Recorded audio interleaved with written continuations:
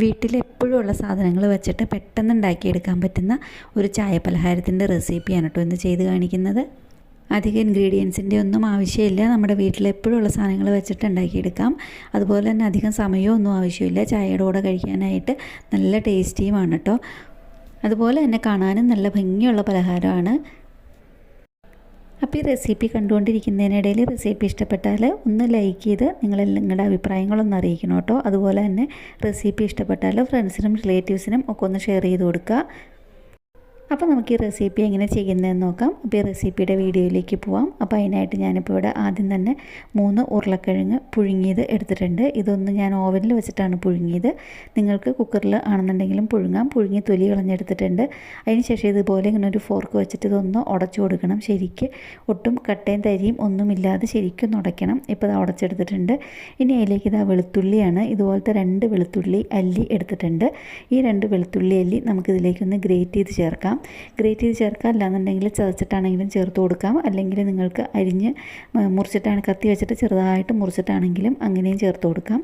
ഞാനിപ്പോൾ ഇവിടെ ഒന്ന് ഗ്രേറ്റ് ചെയ്താണ് ചേർത്ത് കൊടുത്തേക്കുന്നത്. അപ്പോൾ 2 വെളുത്തുള്ളി അല്ലി അതിലേക്ക് ഇതുപോലെ ഇങ്ങനെ ഗ്രേറ്റ് ചെയ്ത് കൊടുത്തിട്ടുണ്ട്.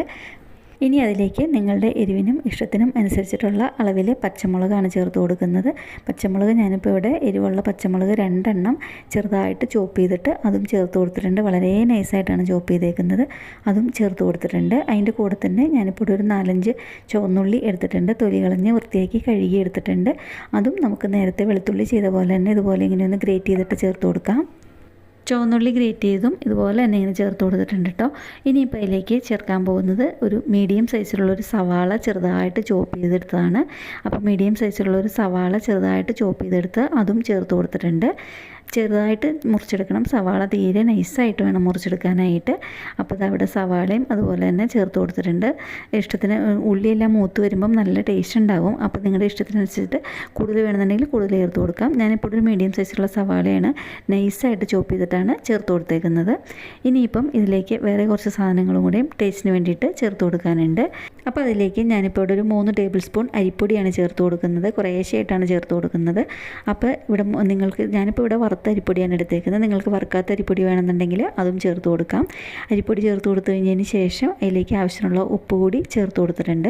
ഉപ്പ് കൂടെ ചേർത്ത് കൊടുത്തു കഴിഞ്ഞതിന് ശേഷം ഞാനിപ്പോൾ ഇവിടെ ഉപ്പ് ചേർത്തിരിക്കുന്ന അതേ അളവിൽ തന്നെ കുറച്ച് ജീരകം കൂടെയും ചേർത്ത് കൊടുത്തിട്ടുണ്ട്. അതിനുശേഷം 2 തണ്ട് കറിവേപ്പില ചോപ്പ് ചെയ്തിട്ട് അതും ചേർത്ത് കൊടുത്തിട്ടുണ്ട്. അതിനുശേഷം ഇതെല്ലാം കൂടി നമ്മൾക്ക് കൈ വെച്ചിട്ട് ഒന്ന് കുഴച്ചെടുക്കണം. ഒട്ടും വെള്ളം ചേർക്കാതെയാണ് കുഴച്ചെടുക്കുന്നത്. ആ ഉരുളക്കിഴങ്ങിൻ്റെ വെള്ളത്തിൽ മാത്രമാണ് ഇത് കുഴച്ചെടുക്കുന്നത്. അപ്പോൾ ഒട്ടും വെള്ളം ചേർക്കാതെ ചെറുതായിട്ട് കുഴച്ചെടുക്കുക. അപ്പോൾ ഇതിൽ ഉരുളക്കിഴങ്ങിൻ്റെ തരിയും കട്ടയൊക്കെ ഈ സമയത്തുണ്ടെങ്കിൽ നമുക്ക് കൈ വെച്ചിട്ട് ഉടച്ചെടുക്കാം കേട്ടോ. ഇപ്പോൾ ഇതാ കുഴച്ച് നല്ലപോലെ ഇങ്ങനെ ഒന്ന് ഉരുട്ടി എടുത്തിട്ടുണ്ട്. ഇനിയിപ്പോൾ ഇതൊന്ന് സെറ്റ് ആവാനായിട്ട് നമുക്കൊരു 5 മിനിറ്റോളം ഇതൊന്ന് അടച്ച് വെക്കാം കേട്ടോ. അതിന് ശേഷം തുറന്ന് നോക്കുക. അതിന് ശേഷം ഇതിൽ നിന്ന് നിങ്ങൾക്ക് ഇഷ്ടമുള്ള അളവിൽ ഉള്ള ബോൾസ് പോലെ ഷേപ്പിൽ തയ്യാറാക്കി എടുക്കുക. അല്ലാന്നുണ്ടെങ്കിൽ സിലിണ്ടർ ഷേപ്പാണ് നിങ്ങൾക്ക് ഇഷ്ടം എന്നുണ്ടെങ്കിൽ അങ്ങനെയും തയ്യാറാക്കാം. ഞാനിപ്പോൾ ഇവിടെ ചെറിയ നെല്ലിക്കയുടെ വലിപ്പത്തിലുള്ള ബോൾസായിട്ടാണ് ഉരുട്ടിയെടുക്കുന്നത്. അപ്പോൾ കുഞ്ഞു കുഞ്ഞു ബോൾസാക്കിയിട്ട് ഇതുപോലെ ഇങ്ങനെ ഉരുട്ടിയെടുക്കുകയാണ്. അപ്പോൾ ആദ്യത്തെ ബോൾ ഇവിടെ ഇങ്ങനെ ഉരുട്ടിയെടുത്തിട്ടുണ്ട്. ഒരു പ്ലേറ്റിലേക്ക് മാറ്റി വെച്ചു. അതിന് ശേഷം അടുത്തത് ഇതേ സെയിം വലിപ്പത്തിൽ തന്നെ ഉരുട്ടിയെടുക്കുമ്പോൾ നല്ല ഭംഗിയുണ്ടാവും. ഇതുണ്ടാക്കി കഴിയുമ്പം നല്ല ഭംഗി ഉണ്ടാവും കാണാനായിട്ട്. സെയിം വലിപ്പമാണെന്നുണ്ടെങ്കിൽ നല്ല ഭംഗി ഉണ്ടാവും. അപ്പോൾ അതുപോലെ തന്നെ അടുത്തതും ഇതാ ഇവിടെ ഇങ്ങനെ ഉരുട്ടി എടുത്തിട്ടുണ്ട്. അതിനുശേഷം ഈ മാവ് ഫുള്ള് നമുക്ക് ഉരുട്ടിയെടുത്ത് കഴിഞ്ഞിട്ട് ചെയ്ത് കാണിച്ചു തരാം കേട്ടോ. ഇപ്പോൾ ഈ മാവ് ഫുള്ള് അവിടെ ഇങ്ങനെ ഉരുട്ടി എടുത്തിട്ടുണ്ട്, ഷേപ്പിൽ ഉരുട്ടി എടുത്തിട്ടുണ്ട്. അപ്പോൾ ഞാനിപ്പോൾ ഇവിടെ കുറച്ച് എണ്ണ ചൂടാകാനായിട്ട് നേരത്തെ വെച്ചിട്ടുണ്ടായിരുന്നു. കുക്കിംഗ് ഓയിൽ ചൂടാകാനായിട്ട് വെച്ച് കൊടുത്തിട്ടുണ്ടായിരുന്നു. ആ ഓയിൽ ശരിക്കും ഒന്ന് ചൂടായി തുടങ്ങുമ്പം നമുക്ക് അതൊരു മീഡിയം ഫ്ലെയിമിലേക്ക് ആക്കി വെച്ച് കഴിഞ്ഞതിന് ശേഷം ഈ ബോൾസ് ഓരോന്നായിട്ട് നമുക്ക് അതിലേക്ക് ഇട്ട് കൊടുക്കാം. ബോൾസ് ഓരോന്നായിട്ട് ഇട്ട് കൊടുത്തു കഴിഞ്ഞതിന് ശേഷം നമുക്ക് തിരിച്ച് മറിച്ച് ഇട്ട് കൊടുത്തിട്ട് വറുത്തെടുക്കാം കേട്ടോ. അപ്പോൾ അതാണ് ഞാൻ പറഞ്ഞത്. അധികം സമയമൊന്നും വേണ്ട, അതുപോലെ തന്നെ അധികം സാധനങ്ങളും ആവശ്യമില്ല. പെട്ടെന്ന് തന്നെ ഉണ്ടാക്കിയെടുക്കാൻ പറ്റുന്ന ഒരു ചായ പലഹാരമാണ് കേട്ടോ ഇത്. അപ്പോൾ നിങ്ങൾക്ക് ഇത് ഇഷ്ടപ്പെട്ടാൽ ഇതൊന്ന് ഉണ്ടാക്കി നോക്കണം കേട്ടോ. ഇതിപ്പോൾ ഇങ്ങനെ ചൂടുള്ള എണ്ണയിലേക്ക് ഇട്ട് കൊടുത്തിട്ടുണ്ട്. അതിനുശേഷം നമുക്ക് തിരിച്ച് മറിച്ച് ഇട്ട് കൊടുത്തിട്ട് വറുത്തെടുക്കണം. എല്ലാ റെസിപ്പികളിലും പറയുന്ന പോലെ ചൂട് കൂട്ടി വെക്കരുത് കേട്ടോ. മീഡിയം ഫ്ലെയിമിൽ വെച്ചിട്ട് വേണം ഇതൊന്ന് വറുത്തെടുക്കാനായിട്ട്. ഇപ്പോൾ ഇവിടെ ഇങ്ങനെ ഫുള്ള് വറുത്ത് കോരി എടുക്കാൻ പാകത്തിന് ആയിട്ടുണ്ട്.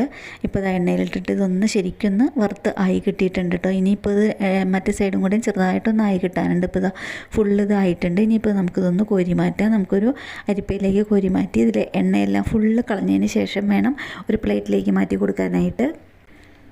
അപ്പോൾ ഇത്രയേ ഉള്ളൂ കേട്ടോ. ഇതിൻ്റെ എണ്ണയെല്ലാം കളഞ്ഞിട്ട് നമുക്കിതൊന്ന് പ്ലേറ്റിലേക്ക് മാറ്റിക്കൂടാം. ഇത്രയേ ഉള്ളൂ. ചൂട് ചായയുടെ കൂടെ എല്ലാം കഴിക്കാനായിട്ട് നല്ല ടേസ്റ്റി ആയിട്ടുള്ളൊരു പലഹാരമാണ്. നല്ല മുരിഞ്ഞിരിക്കുന്ന പലഹാരമാണ്. സൗണ്ട് കേൾക്കുമ്പോൾ തന്നെ അറിയാം. അപ്പോൾ വീഡിയോയുടെ സൗണ്ടിൽ ആദ്യം ഇതിൻ്റെ സൗണ്ട് ഞാൻ കേൾപ്പിച്ച് തന്നിരുന്നു. അപ്പോൾ ഇതുപോലെ ഇങ്ങനെ ഇരിക്കും പലഹാരം. റെസിപ്പി കണ്ടിട്ട് ഇഷ്ടപ്പെട്ടു എന്നുണ്ടെങ്കിൽ ഇതുപോലെ ഒന്ന് ഉണ്ടാക്കി നോക്കുക കേട്ടോ. ഉണ്ടാക്കി നോക്കിയിട്ട് നിങ്ങളുടെ വിലയേറിയ അഭിപ്രായങ്ങൾ കമൻറ്റ് ബോക്സിലൂടെ അറിയിക്കുക. അതുപോലെ നിങ്ങൾക്ക് റെസിപ്പി ഇഷ്ടപ്പെട്ടാൽ ഫ്രണ്ട്സിനും റിലേറ്റീവ്സിനും ഒക്കെ ഒന്ന് ഷെയർ ചെയ്ത് കൊടുക്കുക. അതുപോലെ എൻ്റെ ചാനൽ ആദ്യമായിട്ട് കാണുന്നവരുണ്ടെന്നുണ്ടെങ്കിൽ എൻ്റെ ചാനലൊന്ന് സബ്സ്ക്രൈബ് ചെയ്ത് സപ്പോർട്ട് ചെയ്യുക. അടുത്തുള്ള ബെല്ലൈക്കൺ പ്രസ് ചെയ്ത് ഓൾ എന്നുള്ള ഓപ്ഷൻ ക്ലിക്ക് ചെയ്താൽ ഞാനിതുപോലെ വീഡിയോസ് ഇടുമ്പം അപ്പോൾ തന്നെ നിങ്ങൾക്ക് എൻ്റെ നോട്ടിഫിക്കേഷൻ വരുന്നതായിരിക്കും. അപ്പോൾ വീണ്ടും എന്നും പറയുന്ന പോലെ ഈസി ആയിട്ടും ടേസ്റ്റി ആയിട്ടും വെറൈറ്റി ആയിട്ടുള്ള വേറൊരു റെസിപ്പിയായിട്ട് ഉടനെ കാണുന്നവരേക്കും താങ്ക് യു.